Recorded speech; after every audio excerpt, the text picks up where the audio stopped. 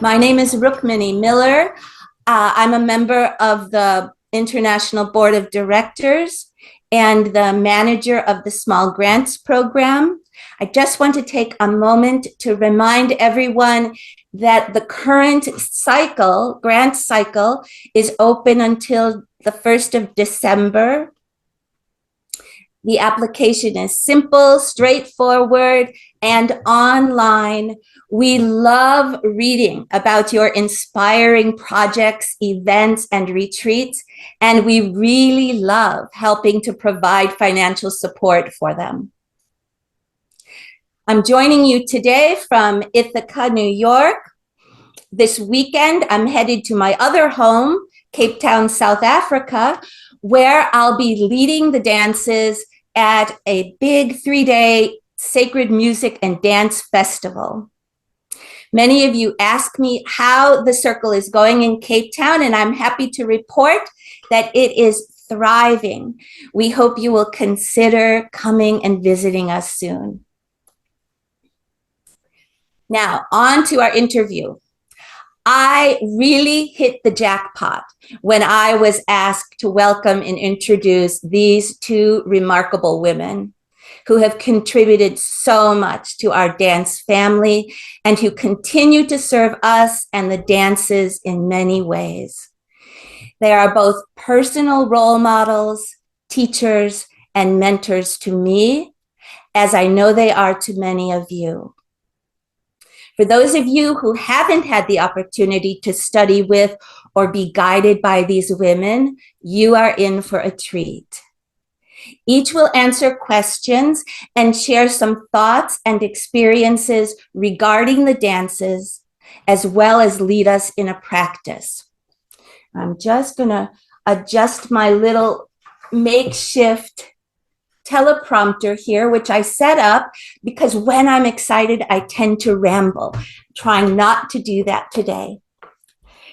In 1982, Reverend Tasnim Fernandez, along with Sadi Neil Douglas Klotz, who, by the way, is celebrating a birthday today. Birthday blessings to you, Sadi. Co-founded the organization now known as Dances of Universal Peace International.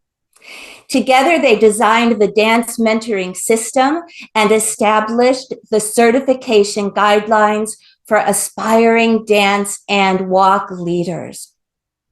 Tasnim serves as a Shirag of the Universal Worship, Siraj of the Universal Worship, and as a Murshida in the Inayati order. She's joining us today from her home in California. Darvesha McDonald is a Murshida in the Sufi Ruhaniyat International. She leads groups internationally in universal Sufism, meditation, deep ecology, and the dances of universal peace. She is currently the president of the International Board of Directors and chairperson of the Guidance Council. She is joining us from her home in New Mexico. I would also like to take a moment to acknowledge and introduce the new executive director of the Dances of Universal Peace International, Vakil Rojas from Colombia. You could even wave, and then we will all know who he is. There he is. Vakil will be providing technical support for us today. So if you have any technical issues, please reach out to him. We hope to have time toward the end of our program to take some live questions from our audience. Vakil will be monitoring the chat box and collecting those questions. So please feel free to submit one, and we will try to get to it. The first request of our guests is to provide some personal history of their introduction to the dances of universal peace and the role the dances have played in their lives. We'll hear from Tasnim first, and she will lead us in the Sufi invocation. Tasnim.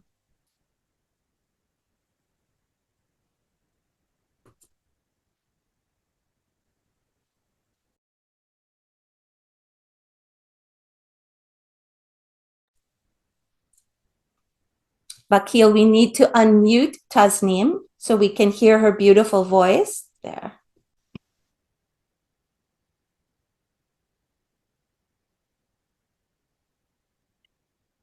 Or the one, the perfection of love, harmony, and beauty, the only being united with all the illuminated souls who form the embodiment of the sovereign, the spirit of guidance. Amen.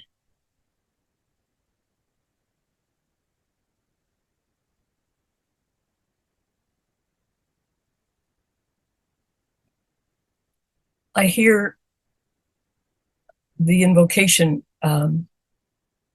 like a cycle, or perhaps a spiral, where we maybe begin projecting externally, projecting outwardly toward the one, indicating this action, this movement, an aspiration toward unity, right, toward the one.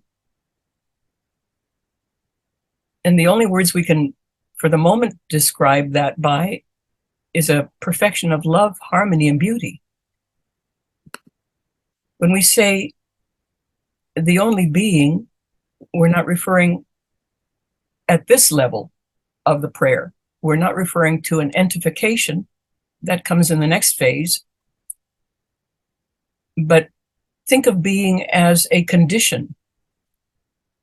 We are in the condition right now of being. We are being. So it is connected with all life, all living, seen and unseen. You understand? That's really where our minds fold in, each one of us thinking these words, reciting these words, having the imagery that comes for each of us individually. We all fold in to this one aspiration.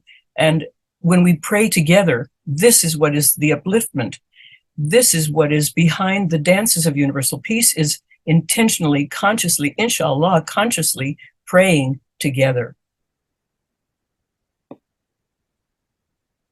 And I may have misspoken because there have been some adjustments to the wording in the invocation. When we used to say the embodiment of the master, and there was some reaction to a word. And so enough force, I guess, was put on to change the words. For me, and it's completely personal, I had to investigate for myself whether that was a problem for me. Do I have a problem with the word master? And if so, why, etc. I understand historical settings and socio-political stuff, blah, blah, blah. As a disciple, as a murid, an initiate, a chela, whatever the term is that you use, you're in relationship to someone. You are in relationship to, call it a mentor, call it an ideal, call it an idol. But there's a relationship. If you are the mentor, the guide, the leader, the apex, you have one point of view, which is emanating, disseminating, sharing, spreading, radiating, generating, etc., etc. And at the other end of the battery is the receptive, the, reflective, receptive. So this relationship is what I have to look at. It's not about the words, how I react to master or mistress or whatever the term is, but what my relationship to it is.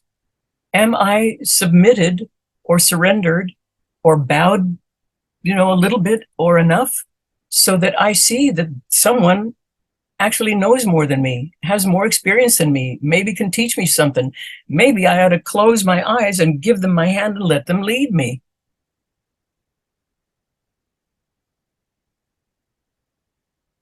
Anyway, just rattling on about the invocation. That's what came up for me this moment. I was initiated in 1971, decades and decades ago. But the journey of getting to that point of becoming an initiate, was a complete mystery, meaning that none of it made much sense at all. I had gone to a lecture, and the person lecturing on the title said Pirzadeh, Vilayat Khan, Sufi master, da da da da. None of those words made any sense to me. I didn't know Sufi. I'd never heard Sufism. Wasn't looking for a teacher, as far as I knew. But there was a person on the stage giving a talk, and with charts and all kinds of things. And even though I understood the language he was speaking, which was English, I didn't understand the concepts. So much of that was just sort of floating over my head. So it wasn't like an overwhelming mental or intellectual grasping, meaning understanding of the process, but something else was happening. There was a communication of light, and it was baffling to me. I was taken by it. I didn't really, almost like they say, I couldn't quite believe my eyes, rubbing. Am I really seeing this light? I really was seeing light. Had not had that experience before. Anyway, that light, and I'm not ascribing it, you understand, I'm not ascribing it as personal light to Pir Vilayat. But that light became a source of guidance in and of itself. In any case, my journey with the dances then came up because there was very little activity in Los Angeles at that time, and there were no dances. But there was a lady here who she'd already experienced the dances, maybe in San Francisco or somewhere else. And she said, well, I'm gonna call up this friend of mine in San Francisco and ask them to come down and show us the dances. And she called Mansour Johnson. Some of you may know him, a wild card. Mansour Johnson came down to Los Angeles, and we did Ram Nam, I don't know, 30 minutes. It was long Ram Nam. And we took a break, and then, okay, time for the next dance. We did Ram Nam again and then again and again. And that was my introduction, and something that I learned from that, inshallah, it is being learned even now, is that through repeated visitations to the sacred phrases and aspects of prayer that are in the mantric portion of the dances, again, when we are all praying together and bringing as much consciousness and conscientiousness to that prayer as we can, then we elevate, the collective we elevates the collective we, right? It moves beyond the personal. Well, the person who stepped in for a moment and said, well, I'll lead the dances here in LA, then got a job in San Francisco and said, I'm leaving. And we were just a few months into the dances, and I said, what'll happen? What'll happen to our little circle? Well, you take over. I know many of you had this, it just drops in your lap, right? You take over. So thank God, I had a sense of rhythm and could drum and had a voice. And so I just continued with a Ram Nam and a couple of other dances. It's very important, was then, and it is now, and I'll say it now.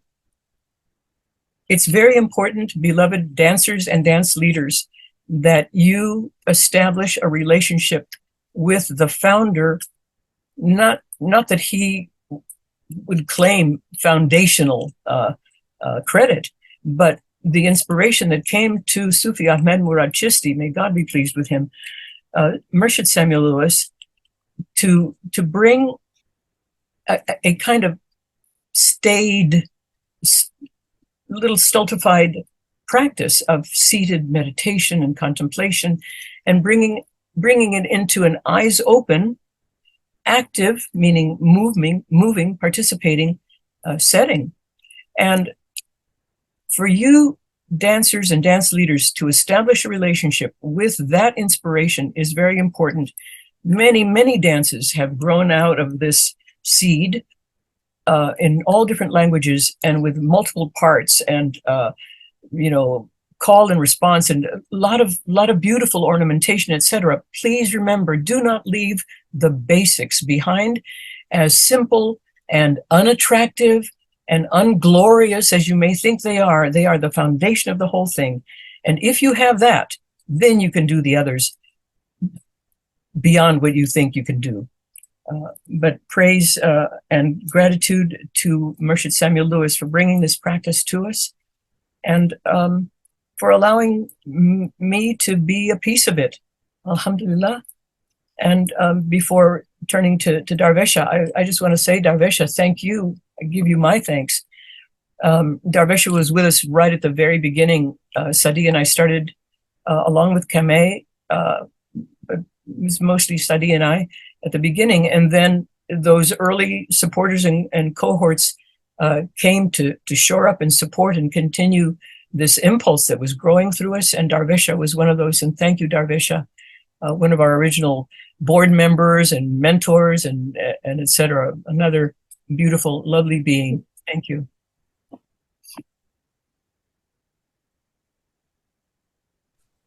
Well, back to you, Chet. Thank you, Tasnim.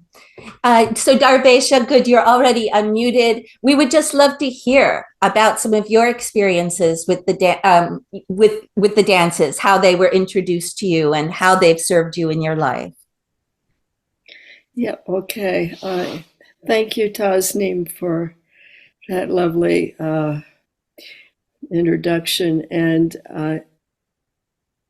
back to you. I just listening to your voice, it makes me understand and know why it is you, Tasnim, that for all my years of dance leading, before I go out into an arena to lead, when I want to call in what I feel is the most important aspect of the leading, which is depth of attunement. It is you, Tasnim, that I invoke always.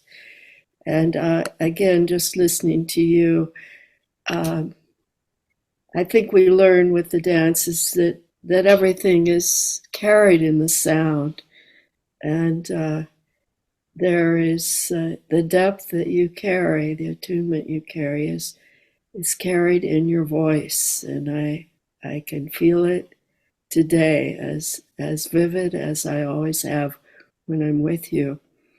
So just want to give you thanks. And of course, as you've just said, Tasnim along with Sadi were the ones I turned to when I wanted to learn more about leading dances. I actually attended those to dance. I wasn't particularly interested in leading, but I got into the dances more because of it was one of the things the dances can do is they or do as Tasnim has just beautifully said is the unity of practice together. And I came really with my own Buddhist practice. I wasn't looking for a new practice, but the sense of community and communal support and communal connection is what drew me into the dances. And I tell people, maybe it's embarrassing, but really I kind of did a lot of my couple counseling, therapeutic work through the dances by being in those circles and in the partnerships and touching into wounded places and suddenly having my tears come out and being able to just keep dancing and moving through partner after partner and being greeted with transcendent love from each person without having to go into stories and Kleenexes and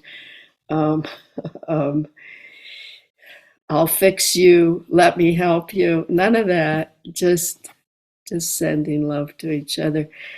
For me, that was community work that was so healing for me. Eventually, I actually started leading the dances because I was working I was working with the Council of All Beings, some of Joanna Macy's early work. I think now it's called The Work That Connects. But at that point, it was the Council of All Beings, and I was facilitating groups, and I actually wanted to use the dances. Again, I could see the strength of the dances as far as knitting community together. And so I could see it was a perfect practice for group work. So that's actually how I started leading the dances. And it has just evolved. So a lot of what I do is, I guess, sort of like what Tasnim said when she started leading in Los Angeles. Simply, someone needed to step in and do something, and so I did. And it just has unfolded. I certainly wouldn't have ever imagined having dedicated most of my adult life to this work, but so it's been okay. Thank you, Rukmini.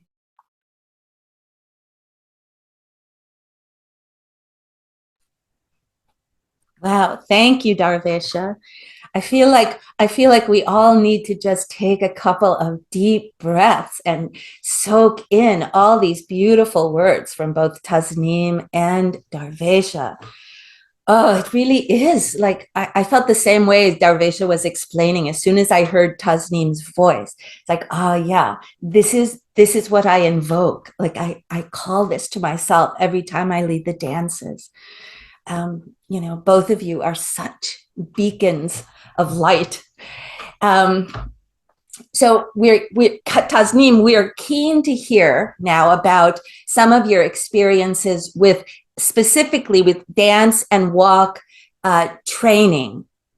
And we also invite you to lead us in a practice if you feel so inspired, and you'll just need to unmute yourself. Thank you.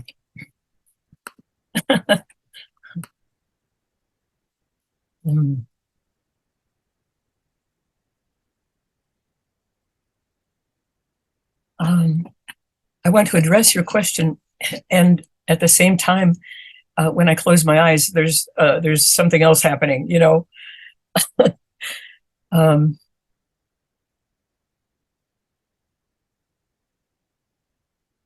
Here's how I will try to answer your question, inshallah, by weaving all this stuff that's passing through right now. You mentioned that I'm an ordained Siraj. The Siraj is the one who is authorized to train, as well as, and here's maybe a big difference, to ordain new ministers. So it's sort of the function of a bishop, kind of, Anyway, so I'm a Siraj, but I started as a Shirag. And a Shirag, that photograph that was shown with me at the altar lighting the candles, pardon me, that is one of the functions that a minister performs, the universal officiating at the universal worship altar. And Pure Murshid Hazrat Inayat Khan, who brought this message of unity to the West, received this inspiration, and it honors the major 6 world religions are represented on the altar, and we have the liberty to enhance that representation by bringing in others. You might be offering the service maybe in a place that has many Sikhs, and so you would add a candle for the Sikh religion and the scripture, etc. So this is where I'm coming from as a dance leader, and I've said that before, so the people are clear when they encounter me that I'm there to serve the message. And one of the practices that is so beautifully suited to the service of sharing the message are the dances of universal peace and the walks. The walks are various. We have walks of the elements, which most of us are familiar with, maybe even just through the application within a dance. So there's the element walks. There are planetary attunement walks. There are the walks of the prophets. There are the walks of the centers. So if you have not investigated the walks, there's a whole field that you are still ignorant of. Because, as Murshid Samuel Lewis himself said, before you can run, you walk, you know? Before the baby runs, or it depends on the baby, some babies come in running. But in general, most of us, get up on our little haunches and we rock back and forth, and you're standing, and then you try your little ambulatory steps. Okay. So before dancing, we walk. You learn to measure your breath with the scope of your pace. You understand what I'm saying? You breathe out 1, 2, 3, 4 steps. And if you're out of breath by the time you've stepped 4 steps, then you have to step a little faster to accommodate your compass of breath, right? So like that. The most basic understanding of human nature and ourselves comes through the study of breath and movement and rhythm. These are basic principles called the metaphysical, spiritual principles that are taught in our schools. So in the universal worship, one is given just a moment.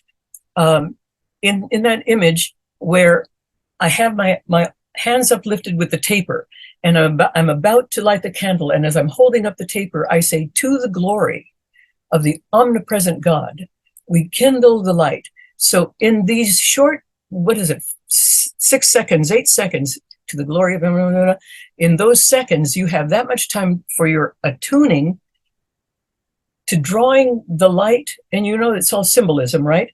So you are drawing from the source of light, from the symbol of the source of light, bringing that light as if down into manifestation, into incarnation, in this particular wick that you now light, in acknowledgement of the wisdom and the teachings that have come through, let's say, the Hindu religion.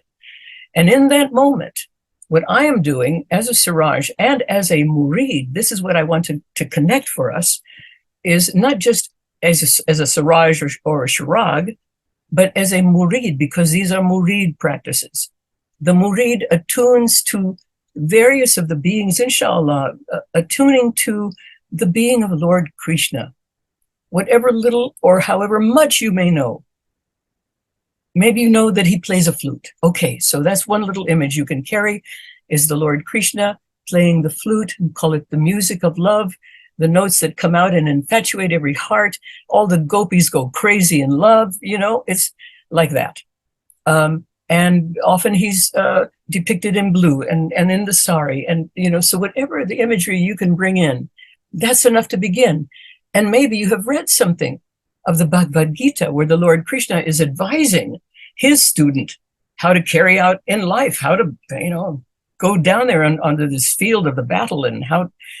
So whatever you have done to enhance your connecting to that, that's what comes in 2 seconds, in 5 seconds, in 10 seconds, because you did the work. If you hadn't done that, you don't have the connection. You understand? All right. So you bring it in. You bring it in. Now, so you've lit all the candles. Now you come back to the scriptures. Now we read from the world scriptures, and you pick up the Bhagavad Gita and you read a selection.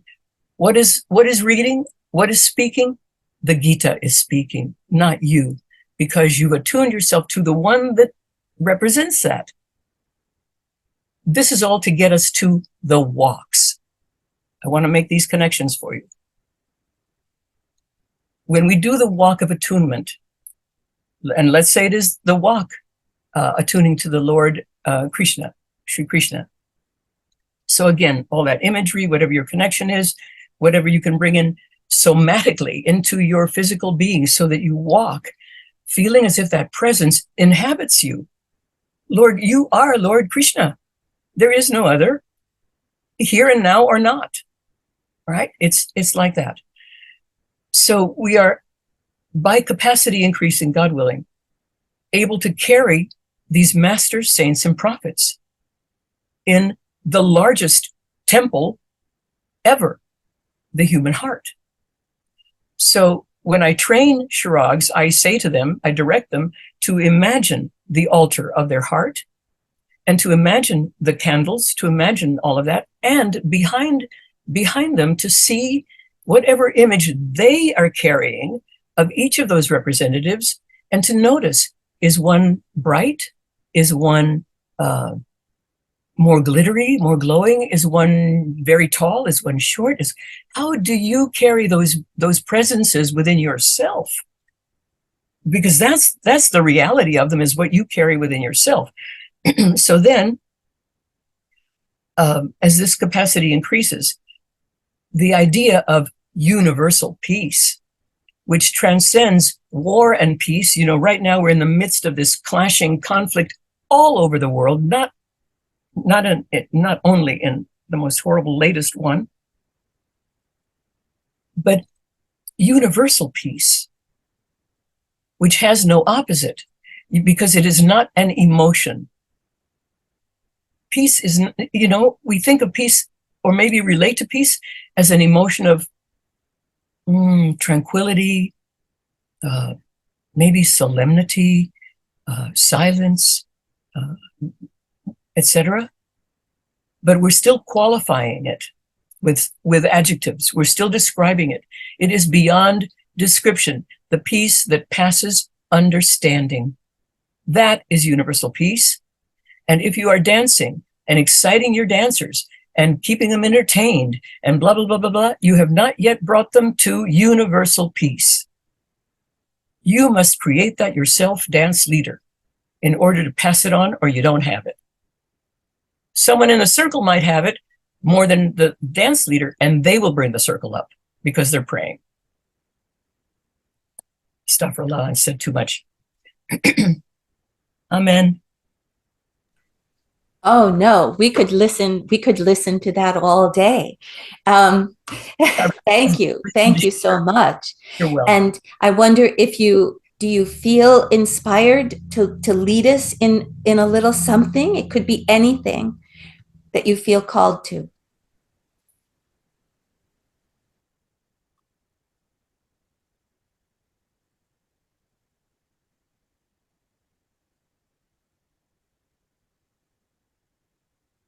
Yes. Bismillah ar-Rahman ar-Rahim.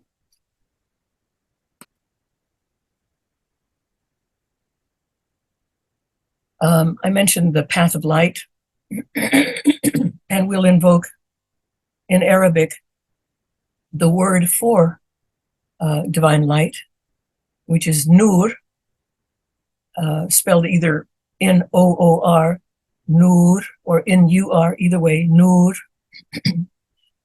And we will complement this with Munawir. Munawir also has Nur in the center of it. Munur, Nur, the Nur is in there. Munur, Munawir, Munawir, Munawir. So the invocation is by alternating Ya Nur, Ya Munawir, Ya Nur, Ya Munawir, and the visualization, the active engagement with the names will be to envision or imagine a source of light brighter than the brightest light you've ever encountered, brighter than that. It's all pervading. There is not any place that is not touched by the all pervading light. It is everywhere. So invoking this all pervading light, Ya Nur, and as we are filled with this fullness, resplendent light, we then draw that whole concentration of light to the heart center. And here we will use the center of the chest to be illuminated by the light, drawing that light into the heart as you say, Ya Munawir. And then in the fikr, so the dhikr is the expressed, spoken, Ya Nur, Ya Munawar.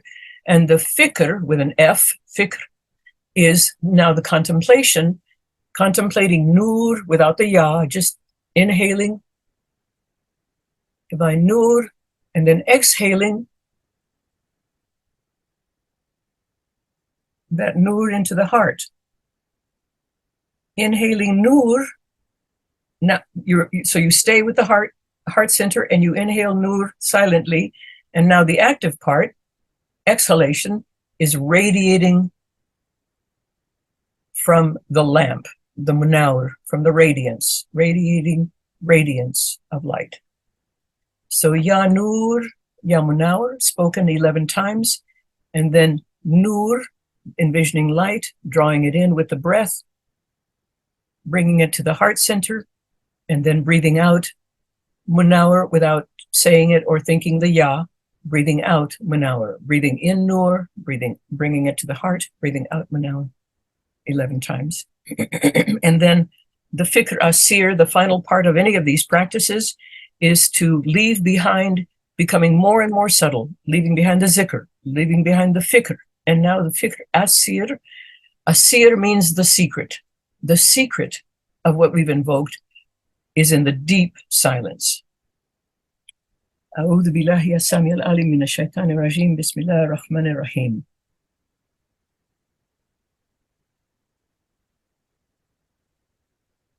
Ya Nur,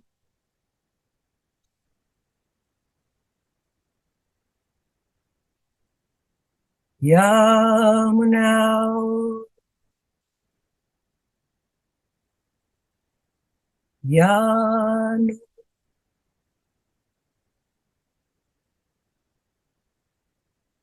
Ya Munawar,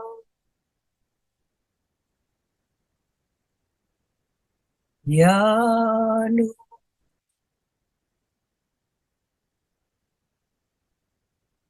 Ya Munawar,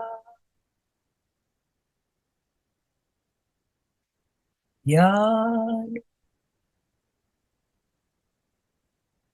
Ya Munawar, Ya Nur,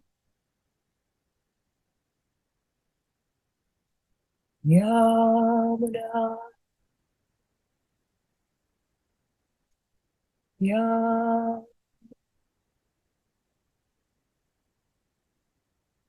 Ya Munawar, Ya Nur,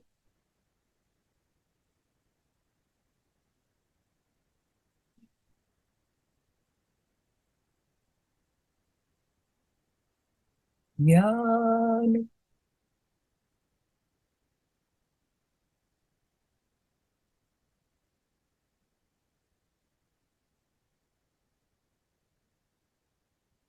Ya Nur,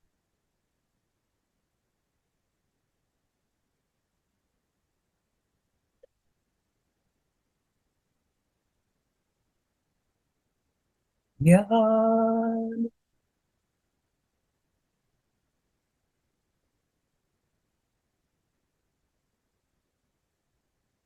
Ya,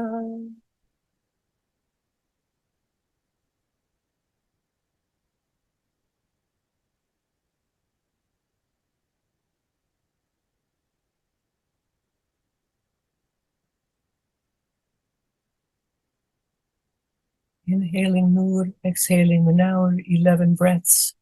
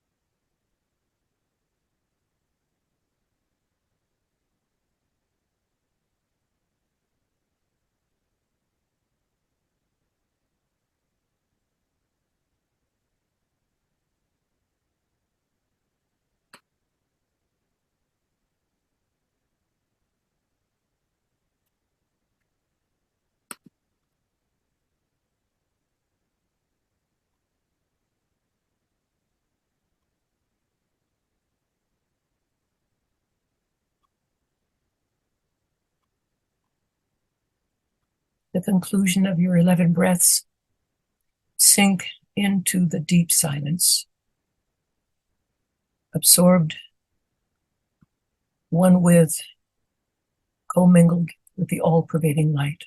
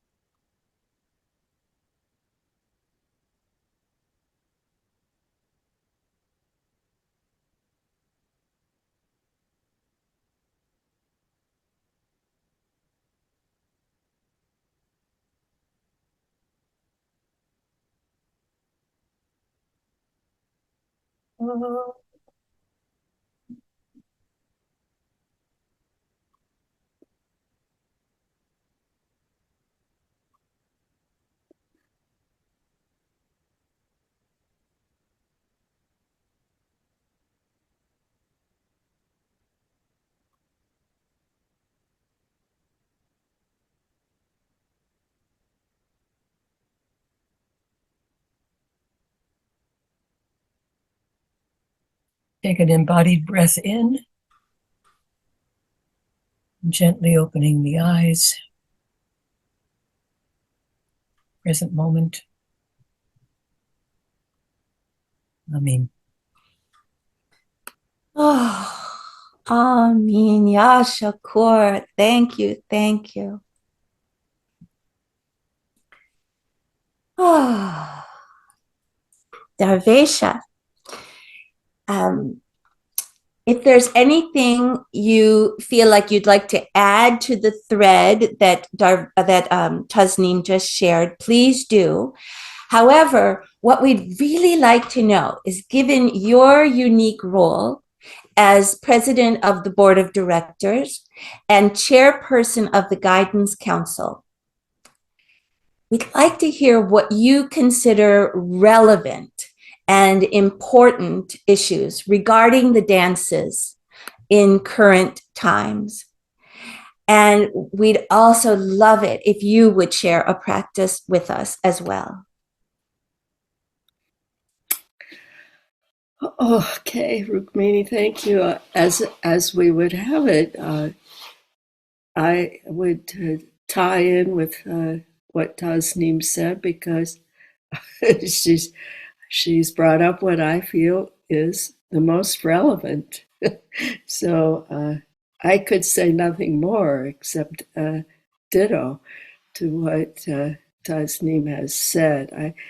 I feel that exactly, that as dance leaders, we are ministers, and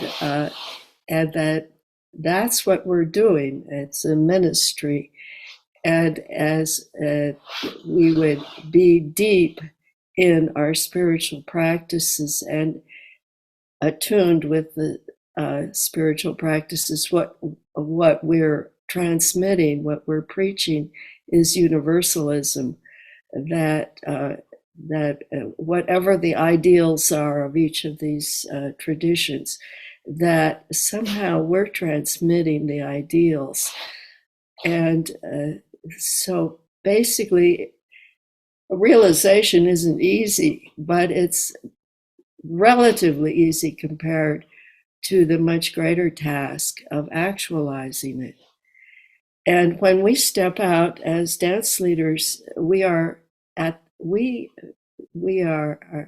mandate is that we have achieved that we are actualizing what we are pointing to, what we're singing about, that we are, as Tasnim so beautifully said, we are that universal peace that we are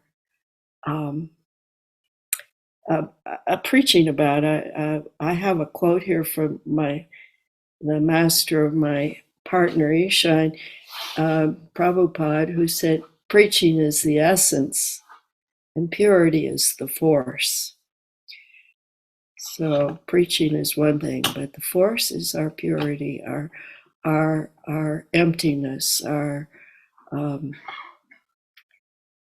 what we are demonstrating when we step out into that circle.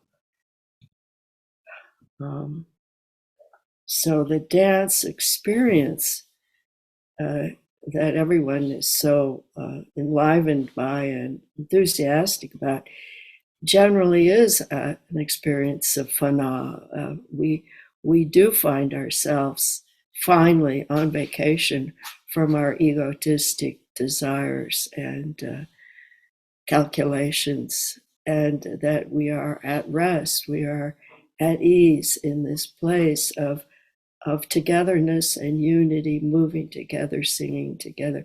And really, for a while, that ego has let go a little. And that's the experience we have that draws us to the dances. But then, as soon as the dances are over, or the dance is over, then we arise again as a personality. And this is where our work really is in somehow maintaining that realization of emptiness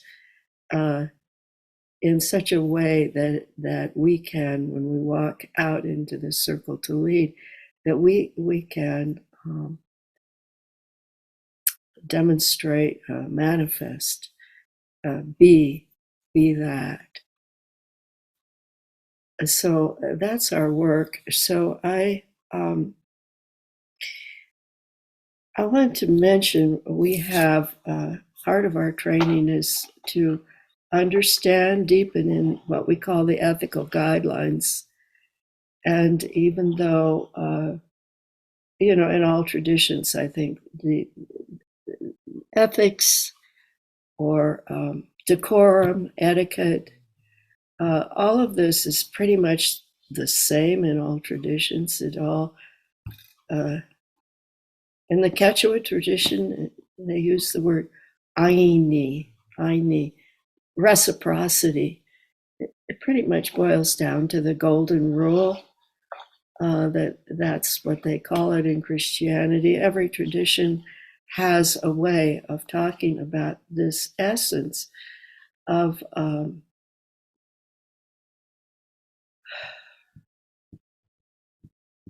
this deep knowing that as we do to others, we do to ourselves, that there is no separation.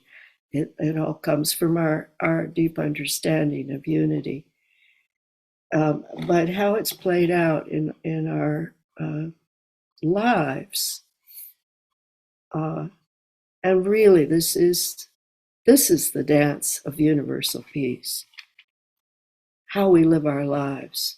How should we live? This is our dance. And it's so important, of course, if we're leading a circle, that we're demonstrating, manifesting goodness and peacefulness for the people that we're leading. It's also equally important, and probably usually for most of us more problematic, to also do this with the people we're working with in our dances, in our dance circles, in our groups, in our group activities. So we have to be constantly vigilant. And I think personally that this comes down to our personal practice. And Rukmini, you asked if I wanted to lead a practice. I could for just a moment right now. And it is, if we would all close our eyes and feel our breath where it's predominant.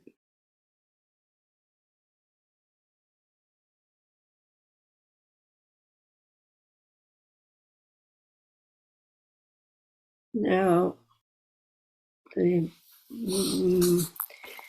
important word I've just used is feel. Feel your breath. Where do you feel your breath? Is it in the swelling of your belly or chest area, or warmth in your nostril as the coolness as the air comes in and warmth as it goes out. This is visceral, this is somatic, this is, as Tasnim used the word, this is embodied.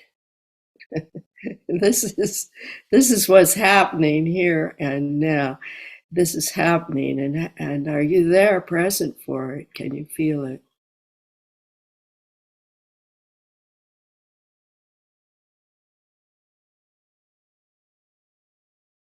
It does turn out to be life-giving. It's more than just feeling. It's our very life.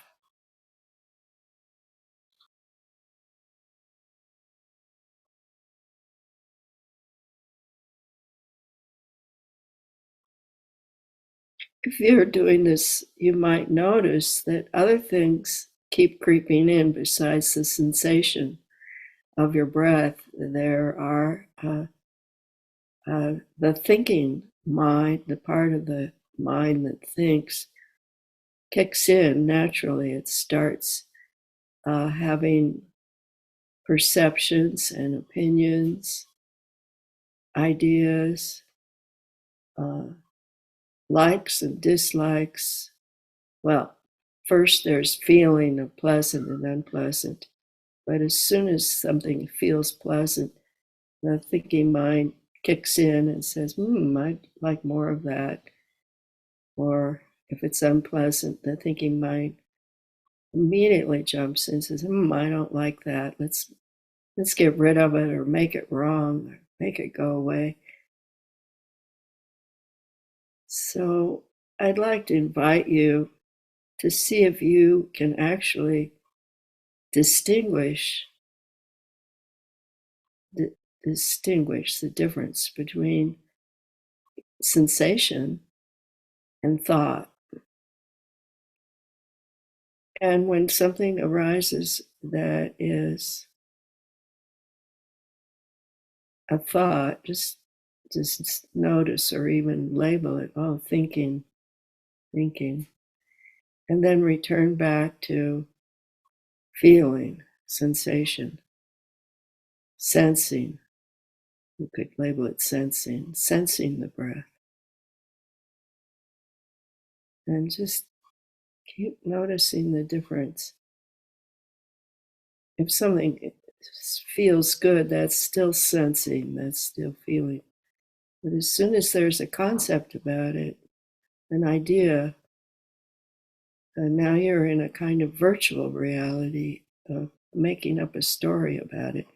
We label that thinking. Just notice the difference and then come back to feeling, sensing, just for a few minutes.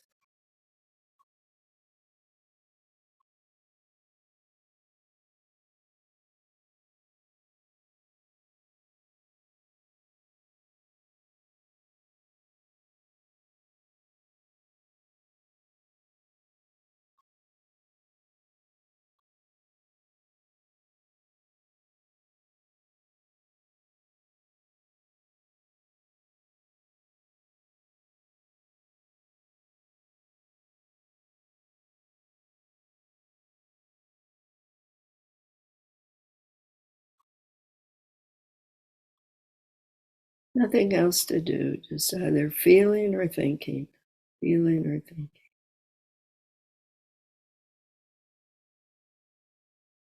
Some thoughts are longer than others. We don't catch the thinking till we've gotten on the bus and gone all the way across town, but then we notice, oh yeah, we're in a story, and come back to the feeling of the breath.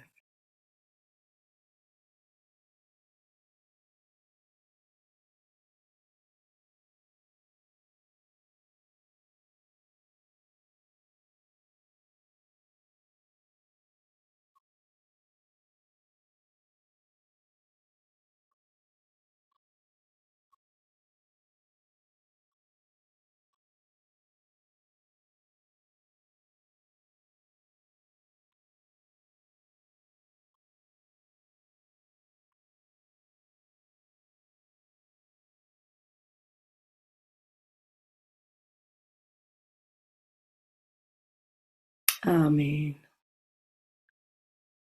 I think just comes to me the first part of one of Sadi's early songs from the Zoroastrian tradition. I'll just sing the first two lines. Umata, Ukata, Uvarshta, Ahura, Umata, Ukata, Uvarshta,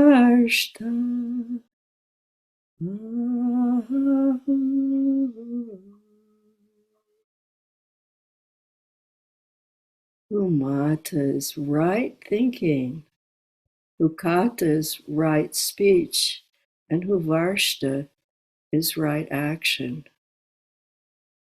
And, now there's a saying attributed to the Buddha similar that from thought comes word, from word comes deed, from deed springs habit, from habit springs character.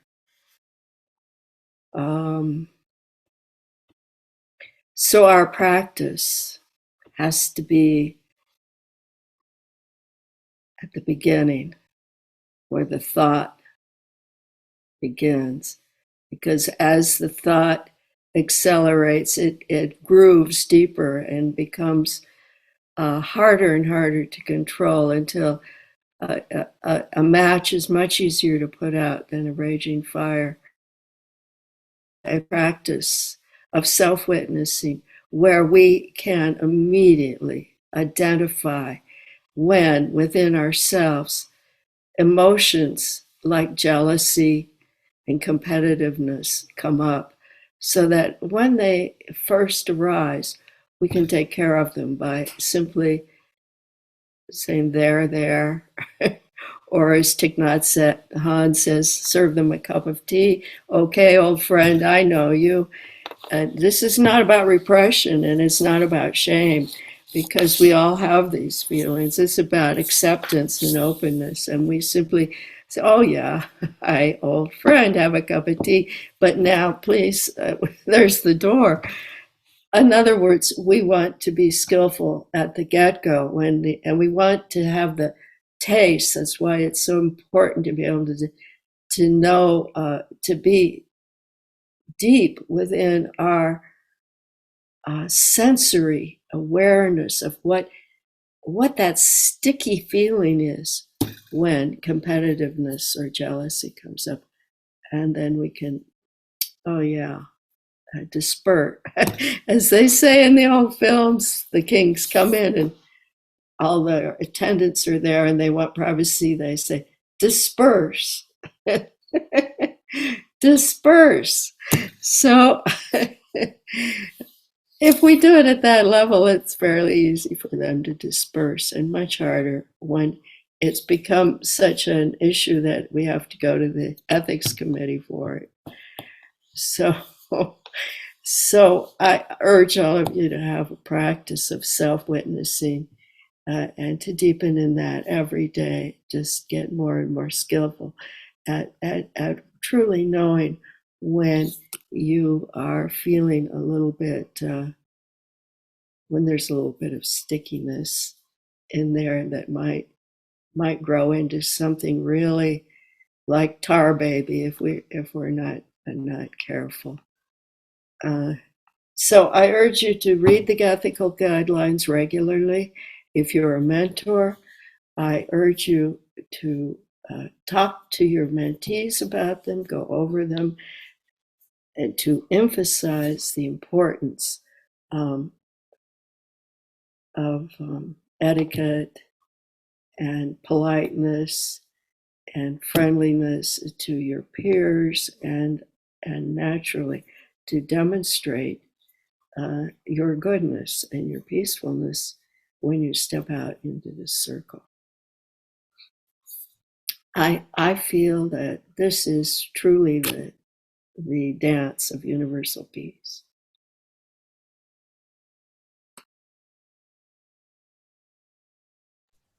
Wow. Thank you so much, Darvesha. It's so powerful and so practical. You know, I love how the dances are just alive in our lives, that this is the dance that we're doing. Um, Even some of the unpleasant, difficult things when we come up against, unethical or immoral behavior. Most of us feel like, oh, we're just never going to encounter that in our dance circles. It's just not part of our universe. And so I feel like lots of us can be like blindsided or just like really thrown for a loop when something happens, and I'm talking about more than just, personality differences, but, if a co-leader was to engage in like sexual misconduct or financial misconduct, I feel like your guidance has been really helpful, to remind us how we can come back to our center and proceed from there. Thank you.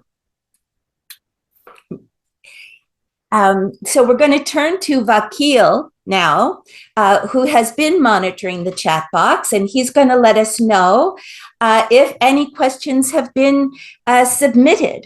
So Vakil, I'll turn it over to you. Thank you, Rukmini. Thank you, Darvesha and Tasnim. This has been a very inspiring session. And we have still no questions in our chat. I would like to invite all of you to write if you have something there that you want to ask. Gosh, I would have thought with this group, we would just be inundated with questions. These are people who just like love, to discuss things. So yes, we certainly invite you to do that.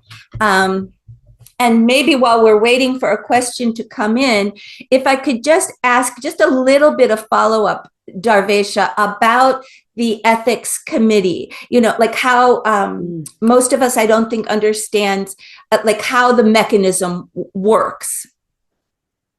Great. I'd be happy to. That's a great question. Thank you.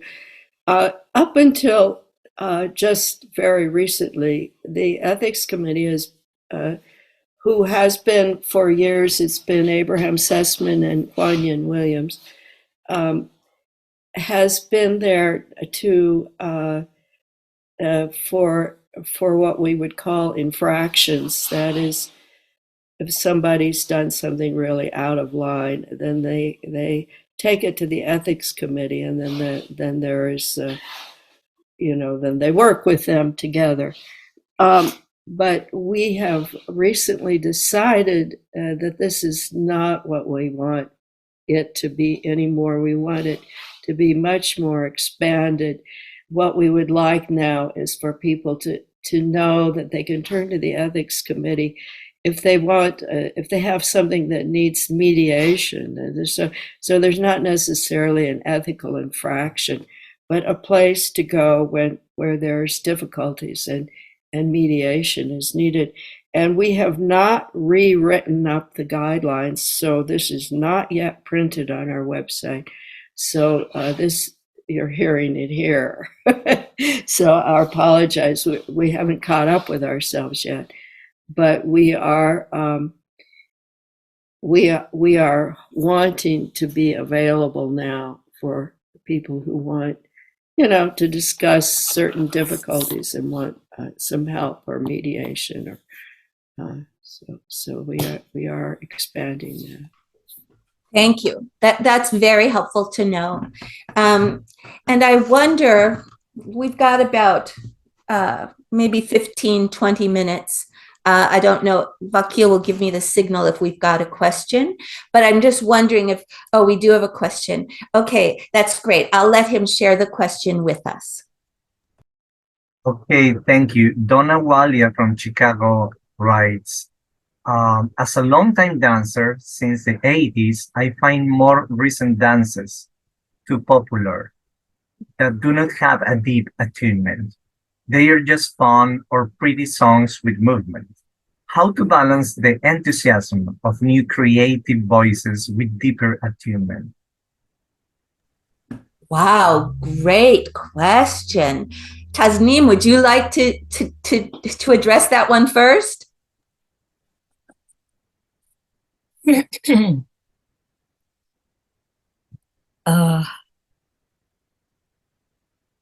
I muted? No, Oh, okay. you're on.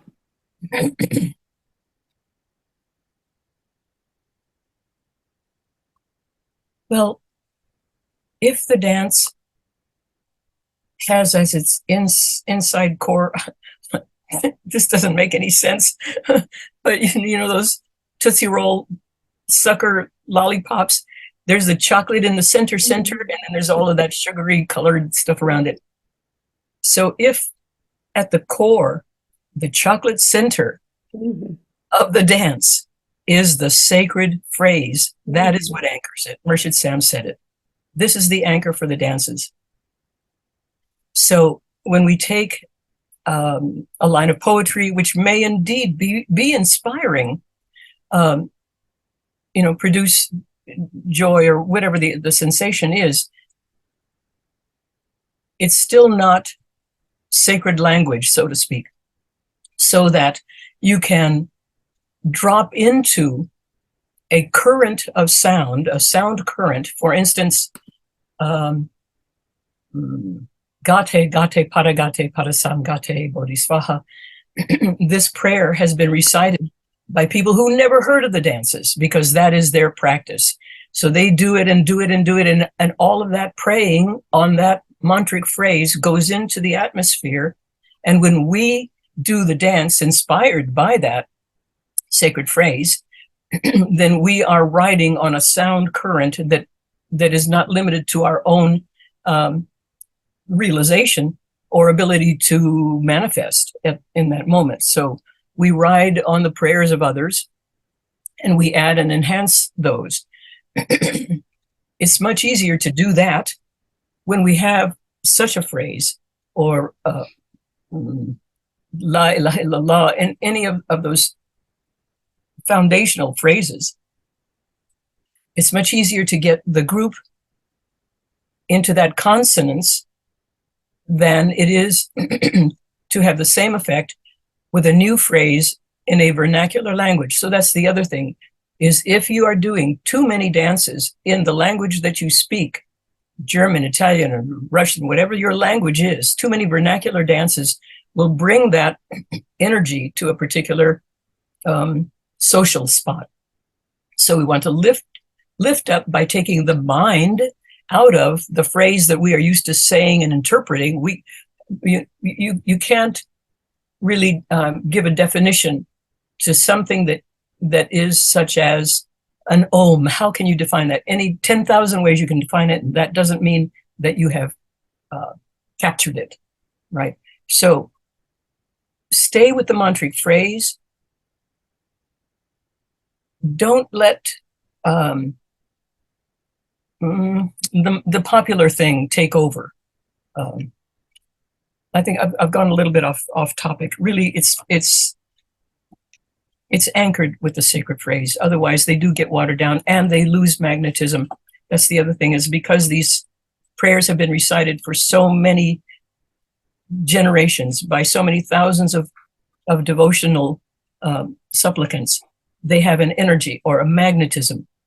Whereas a newer dance will not have magnetism. It'll have a short attraction for a while, and then 5 years later, you don't even see that dance or hear that dance anymore because it didn't have staying power, no magnetism. Yeah, I'll add something, Rukmini. Was it Walia, Donna?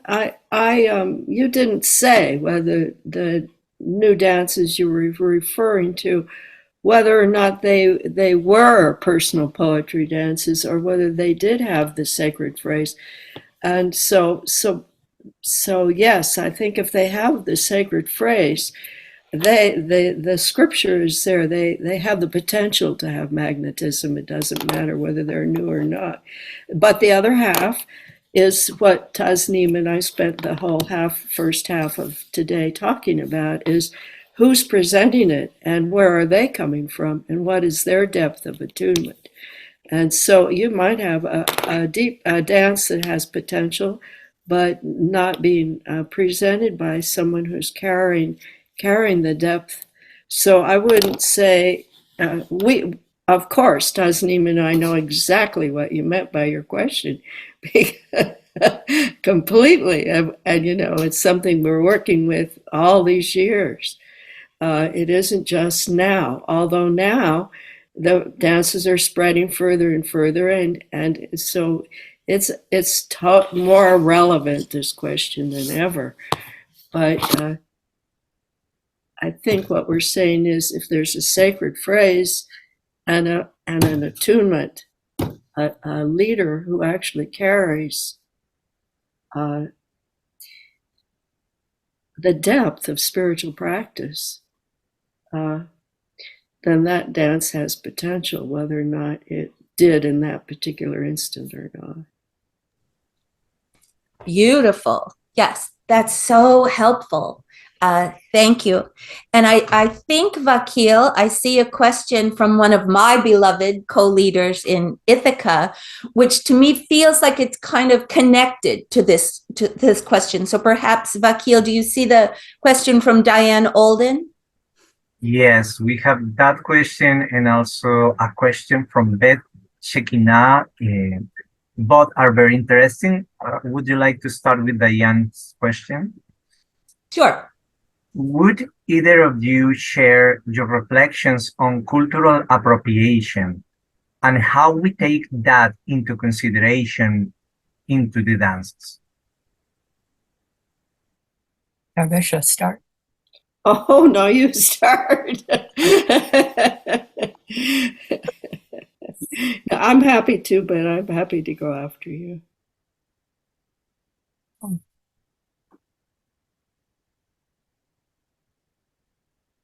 I want to give it a considered response.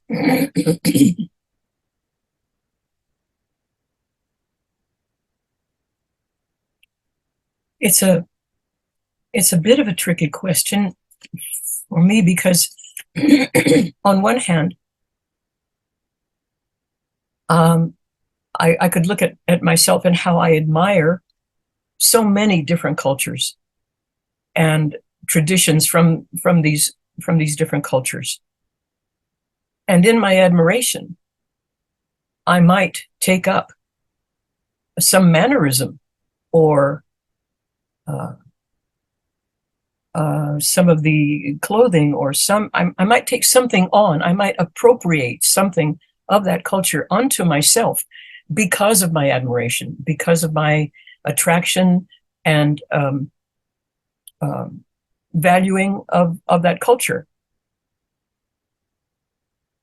However, if I should do so and someone notices this or that and asks and comments on it, and I do not acknowledge that it is not mine, that I borrowed it from this tradition over here, and to do it justice, I would have to refer them to that culture, not to me. I'm not the exemplar of that culture. It just inspired me. So to stay clear of whether I represent it or not, or misrepresent it. And the other thing is that none of us, in a sense, none of us is an indigenous person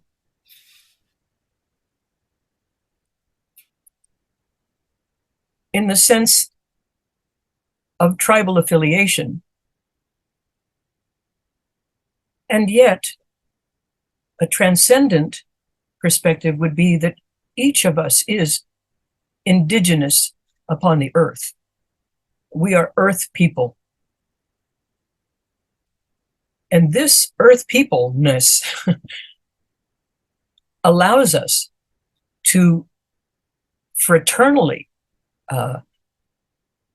in kinship, hold hands with so many different presentations of a human person, you know, and a human culture.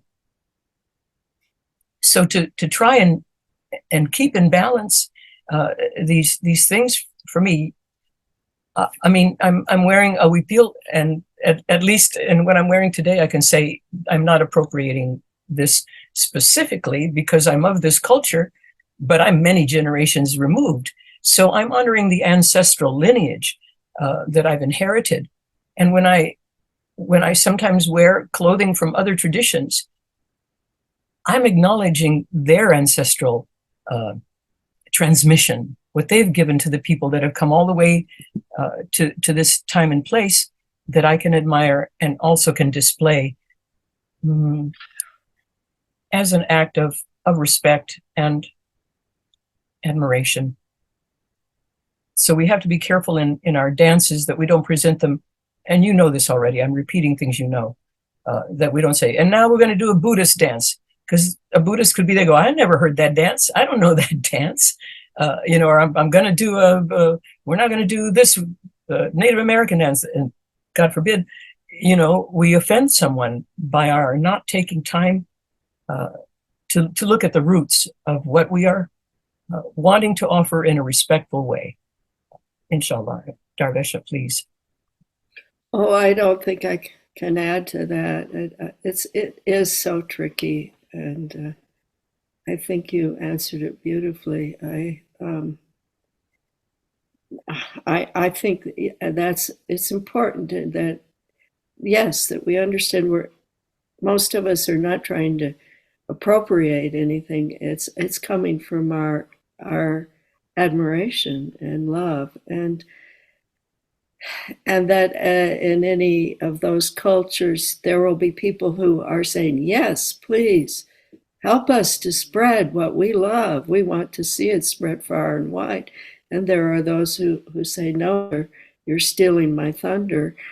It's very tricky, I think. And particularly I like that the main thing to emphasize is, you know, how it came to you, who you know, who it came from, that we're not pretending to be that, we're only honoring that. And thank you. Wonderful. Yeah, thank you both. We have a few minutes left. You have this other question, Rukmini. Yeah, Vakil, if you want to share this other question with us. Yes, Palm Preacher have this question. The preference for learning a dance is to dance it with a leader in person. During COVID, many of us learn dances by dancing them with a leader on Zoom. Is the transmission experience by being dancer on a Zoom dance meeting comparable to in person?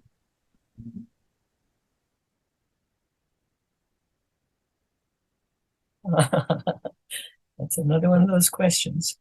Yes and no.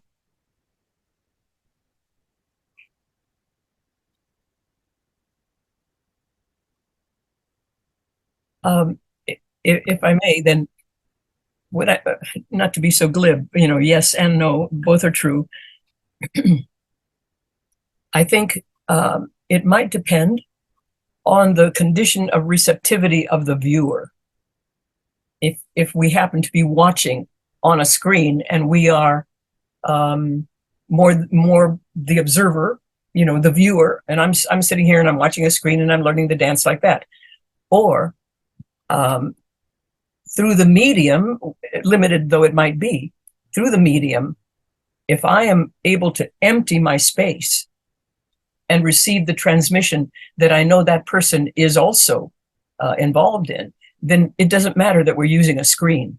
You can get it, right? There's no impediment to breath. There's no impediment to light. It traverses everything. So if the student is ready, you know, if there's oil in the lamp, it'll be lit.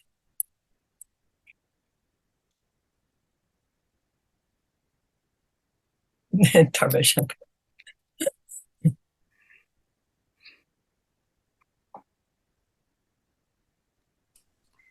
Do you have something you want to add to that, Darvesha? No, I don't. It was Thank pretty you. perfect. It's beautiful. But I feel like unless there's some burning question, Vakil, we've pretty much taken the time that we were allotted.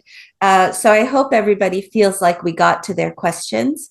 Thank you all for joining us today. And thank you to our beloved guests. I'm just looking on the chat to see if there was one more. I can't read it. No, I don't think we're fine. Anyway, we're so happy you could join us. Thank you, Tasnim, Darvesha. Thank you, Vakil.